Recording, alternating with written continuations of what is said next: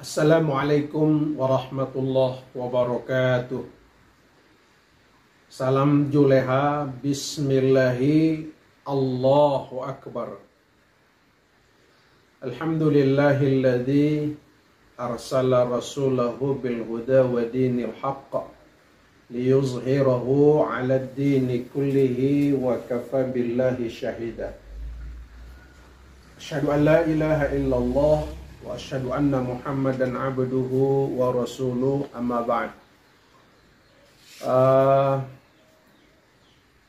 Pemirsa muslimin muslimat, wabil khusus anggota Juleha, baik pengurus DPW Provinsi Jambi maupun DPD yang ada di kabupaten kota. Bersyukur kepada Allah Subhanahu wa Ta'ala, kita semua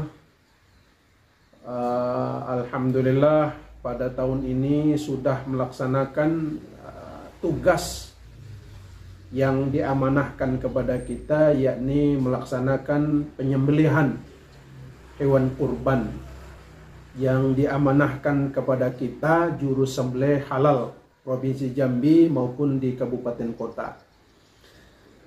Tentu rasa syukur yang mendalam dengan mengucapkan alhamdulillah. Kemudian tidak lupa kita selalu berselawat kepada junjungan kita Nabi Muhammad sallallahu alaihi wasallam. Saudara,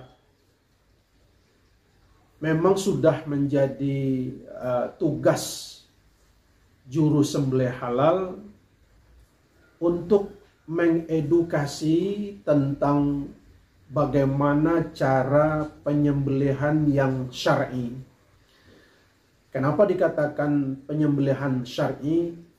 Kita melihat di lapangan banyak cara-cara penyembelihan hewan kurban yang menurut berbagai referensi dalam Islam, baik itu hadis maupun kitab fikih, ada penyembelihan-penyembelihan yang tidak sesuai dengan apa yang diajarkan di dalam berbagai referensi Islam maupun guru-guru kita.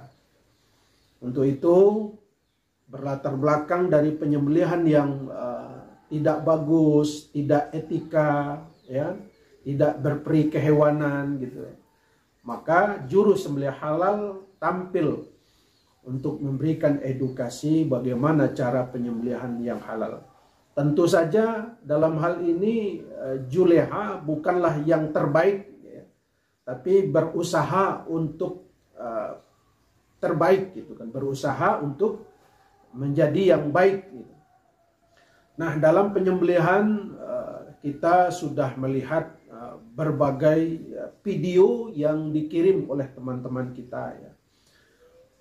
Setelah kita ajarkan bagaimana penyembelihan yang syar'i tentunya dan ihsan, tapi di lapangan masih juga terjadi penyalahgunaan cara-cara yang tidak syar'i dan tidak ihsan, ya, atau adabnya yang kurang. Tentu dalam hal ini sebagai manusia biasa kita sudah berusaha, mungkin teman-teman di lapangan sudah berusaha mengingatkan warga masyarakat, di antaranya ya yang masih kita lihat dalam video, yaitu pada saat penyembelihan ada saja warga masyarakat yang menutupi sembelihan itu pakai daun. Macam-macam, ada daun pisang, ada daun keduduk dan lain sebagainya, ya. Berebut mau menutupi. Meskipun barangkali sudah dikasih tahu oleh juru sembelihnya jangan ditutupi, tapi warga masih juga menutupinya. Padahal dalam SOP juru sembelih halal ini tidak boleh. Kenapa? Nah, sudah kita sampaikan pada setiap pelatihan bahwa dengan cara menutupi itu akan membahayakan bagi juru sembelih dan tukang jagal lainnya. Pada saat menyembelih itu mata pisau tidak nampak dan terhalang. Nah, terhalang. Mungkin barangkali niat si tukang menutupi pakai daun itu niatnya supaya darahnya tidak muncrat gitu kan. Nah, itulah kekeliruan. Padahal sudah kita sampaikan dari berbagai referensi Islam, menyemburnya darah itulah sesungguhnya merupakan kesunahan ya. Kesunahan daripada penyembelihan itu. Darahnya kencang menyembur keluar. Bila perlu mengenai si tukang sembelih itu sendiri. Nah, pertanda bahwa dia memang benar-benar akan benar-benar melakukan pesembelihan itu, dan itu sebagai saksi di hadapan Allah Subhanahu wa taala. Darah, ya, kulit, daging menjadi saksi di hadapan Allah kalau dia itu sedang melakukan ibadah gitu.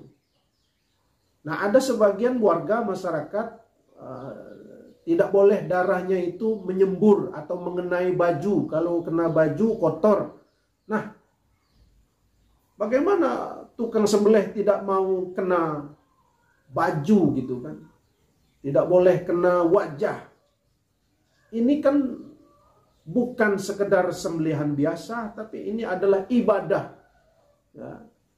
Ibadah yang memang harus mesti sunnahnya itu darah sapi itu sekencang-kencangnya dia keluar. Semakin kencang darah itu menyembur keluar, itu menurut dokter hewan semakin bagus dagingnya.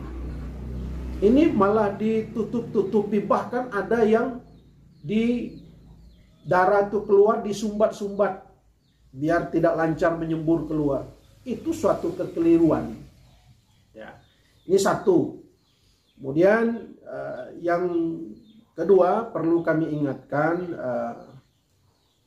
barangkali evaluasi juga bagi anggota Juleha. Ya, bukan berarti kami adalah yang terbaik, tidak, tapi kita berusaha untuk menjadi yang baik gitu kan. Jadi penyembelih yang baik. Ya, jadilah penyembelih yang baik ya, yang ihsan. Ingat, setelah menyembelih jangan sekali-kali mengelap, ya, mengelap membersihkan bilah pisau ini ke badan sapi seperti ini. Nah, ya, itu tidak ihsan dan kurang etika kita. Seolah-olah ada kesombongan ya. Ada kesombongan. Nah, memang ukurannya ya macam-macam. Ada masyarakat ukurannya, oh itu tidak mengapa, tidak menyalahi. Ya, memang itu tidak menyalahi dan tidak haram hukumnya. Tapi rasa pri kebinatangan setelah menyembelih itu kemudian mengelapnya di badan sapi itu adalah seperti ada keangkuhan dan kesombongan. Nah, gitu. Dan di dalam Juleha juga disampaikan itu. Nah, jangan kita lakukan. Kalau kita mau mengelap ya, darah, membersihkan darah, sudah nyembelih, kita cuci, kemudian laplah pakai tisu ya. Nah, di tempat yang lain. Kan Nabi mengajarkan jangan menyembelih atau mengasah pisau di depan hewan yang lainnya. Nah, itu etika. Ya. Sampai ke sana diajarkan bagaimana cara syar'i dan ihsannya, adab dan etikanya. Kemudian yang ketiga, setelah kita menyembelih perlu menjadi perhatian ya. Pada saat setelah selesai menyembelih itu jangan cepat-cepat kabur, jangan cepat-cepat lari, karena kita akan mengkoreksi kembali sembelihan kita tadi, apakah masih ada yang belum putus ya. Di antaranya mungkin ada wadajain ya, yang di kiri kanan ini saluran darah yang di kiri kanan itu atau hulqum atau mar'i yang belum terputus. Nah, kita koreksi, boleh kita sembelih, boleh kita potong kembali ya dengan pisau kecil ya. Dan tidak mengapa, itu bukan potongan 2 kali. Ada persepsi yang berkembang di masyarakat tidak boleh nyembelih 2 kali. Nah, memang para imam sebagian ada yang berpendapat tidak boleh menyembelih 2 kali. Ya. Mana yang dimaksudkan menyembelih 2 kali? Ya samalah kita kalau baca Quran. Kalau baca Quran itu waqaf qabih. Nah, tapi kalau waqaf itu bukan waqaf qabih, ya, artinya kita boleh berhenti di situ kemudian lanjut lagi, tidak apa-apa. Misalnya wailul lil musallin, kita berhenti sebentar narik napas, boleh. Yang tidak boleh itu wailul lil musallin, merokok dulu, kemudian mutar-mutar dulu, baru illal ladzina amanu. Nah, itu yang tidak boleh. Tapi kalau berhenti sebentar kemudian melanjutkan tidak apa-apa, istilahnya sakta. Pas kita nyembelih, sudah kita sembelih, kemudian kita koreksi, kita lihat adakah yang tidak putus, kemudian kita putus kembali dengan pisau kecil, boleh. Ya. Atau juga pas pada saat menyembelih, pisaunya patah atau handle-nya lepas.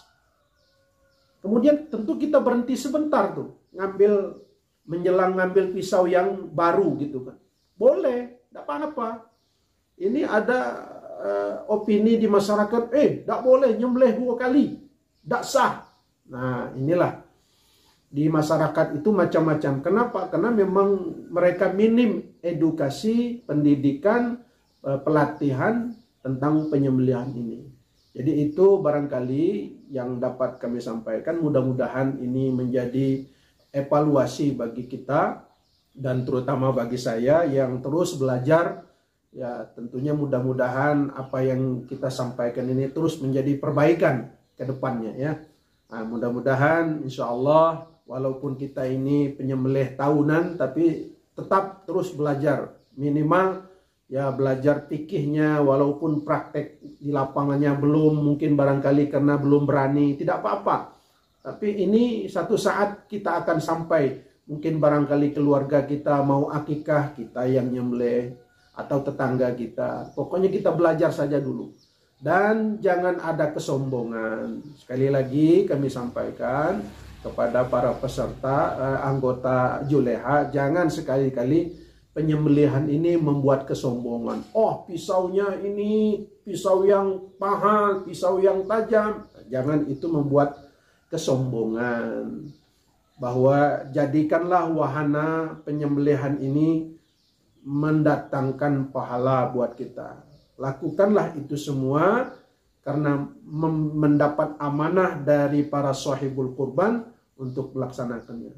Mudah-mudahan kita semua diberikan kesehatan, ya, kemudian diberikan ilmu, kemampuan, dan diberikan pula rezeki dari pelaksanaan ibadah kurban ini.